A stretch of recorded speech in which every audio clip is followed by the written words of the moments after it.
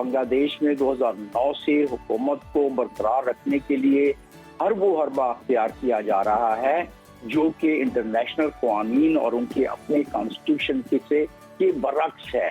अंदाजा करें कि ब्रूटैलिटी रूज पर पहुंची हुई है। जब अब अपराइजिंग जो शुरू नजर आ रही है तो पॉपुलर ग्राफ का उसमें जेन्युइन तो नजर कम आता है।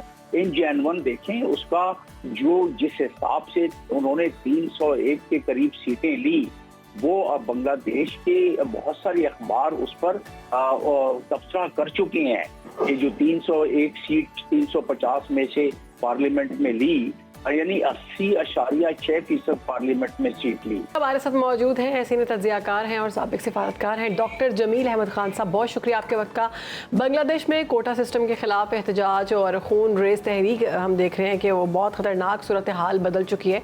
कई शहर मैदान जंग बन चुके हैं। जिस तरह हसीना वाजिद के हामी पुरान मुजाहिरीन पर तशद्दुद कर रहे हैं, आपको क्या लगता है कि मौजूदा सूरत हाल में बांग्लादेश की जो हम सूरत हाल देख रहे हैं उसमें खाना जंगी का खतरा बढ़ गया?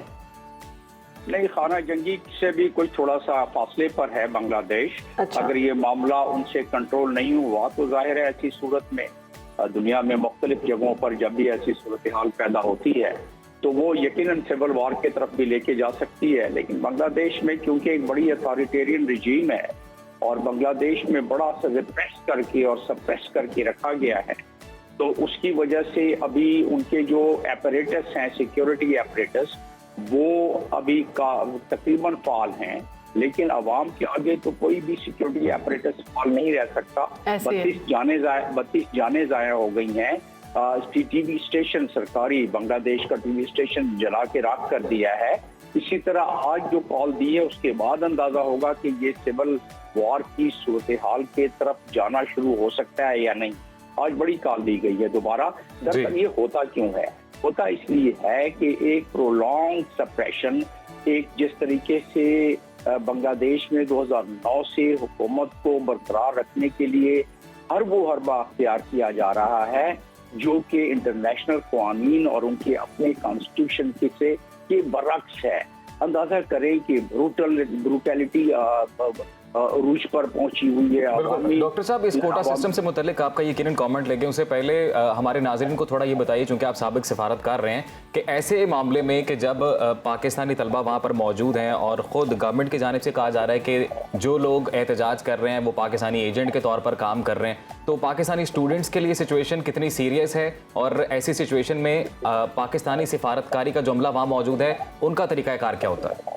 देखिए, सफारत खाने में जो अमला मौजूद है वो तो उन्हीं हुकूमत के ही इदारों से रब्ता करके प्रोटेक्शन दिलवाता है। अब हुकूमत के सरबरा चीफ एग्जीक्यूटिव जो कि प्राइम मिनिस्टर है हसीना वाजिद, अगर वो खुद इस किस्म के इल्जाम लगा दे ऐसे वोलाटाइल सिचुएशन में और साथ में अपनी पार्टी के स्टूडेंट्स को बिल्कुल छोड़ दे कि भाई आप दरिंदगी करो, जो स्टूडेंट्स जो बांग्लादेश के इस वक्त स्टूडेंट्स कोटा सिस्टम के खिलाफ आवाज उठा रहे हैं, जो जुलूस जलसे अपने कानूनी हक का इस्तेमाल करते हुए कर रहे हैं, तो उन पर ये इल्जाम लगाया जा रहा है कि ये वही लोग हैं जो उनके पोते और उनकी नस्ल है जिन्होंने बांग्लादेश नेशनलिज्म के खिलाफ गद्दारी की 1971 में। अब ऐसे पॉइजनस अगर बयान करें और उसके बाद कहें कि ये बांग्लादेश में रजाकार कहते हैं जिन्होंने पाकिस्तान का साथ दिया था 1971 में,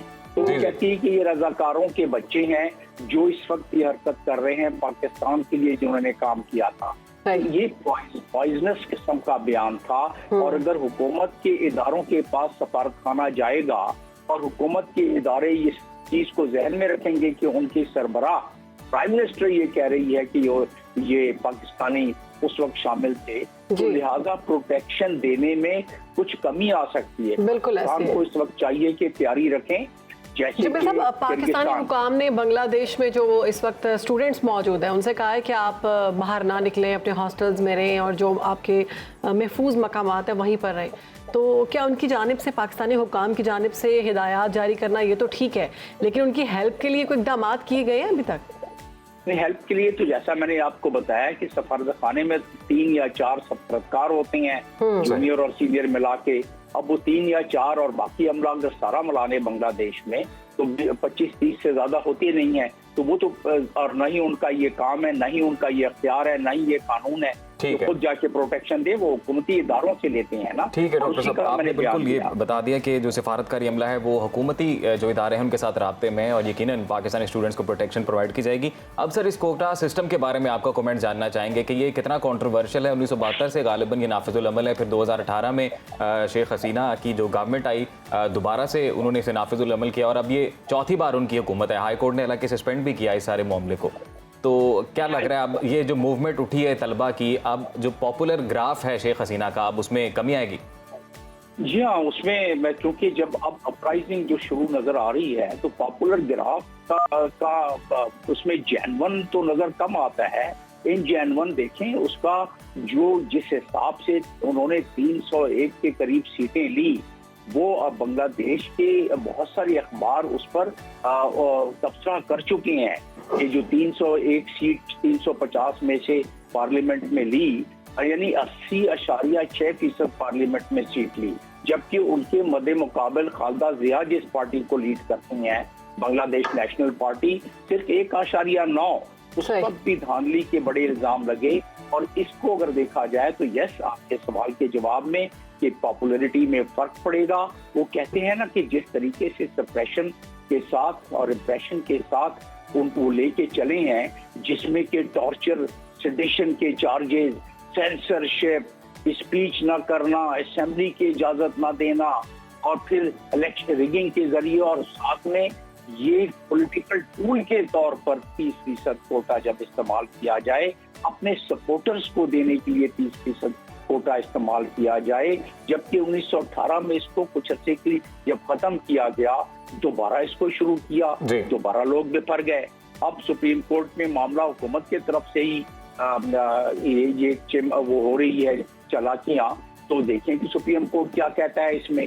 तो स्टूडेंट विंग जो अवामी लीग की है उनको हथियार दे के छोड़ दें अपने ही लोगों पर, अपने ही स्टूडेंट विंग के लोगों को मुखालिफ स्टूडेंट विंग पर, तो जाहिर है फिर हालात बेहतर तो नहीं होते। बिल्कुल, हालात जो है वो मजीद ख़राब होते हुए दिखाई दे रहे हैं। बहुत शुक्रिया आपका डॉक्टर जमील अहमद खान साहब मौजूद थे और आलमी मंजरनामे पर खासी नज़र रखे हुए थे, लेकिन अभी तो बात कर रहे थे बांग्लादेश की। तो वहाँ पर हमारे जो पाकिस्तानी स्टूडेंट्स हैं दुआ ये करते हैं कि वो खैरियत से रहें और हमारे पाकिस्तानी जो हुकाम है उनकी जानिब से उनको बाहिफाजत पाकिस्तान लाया जाए।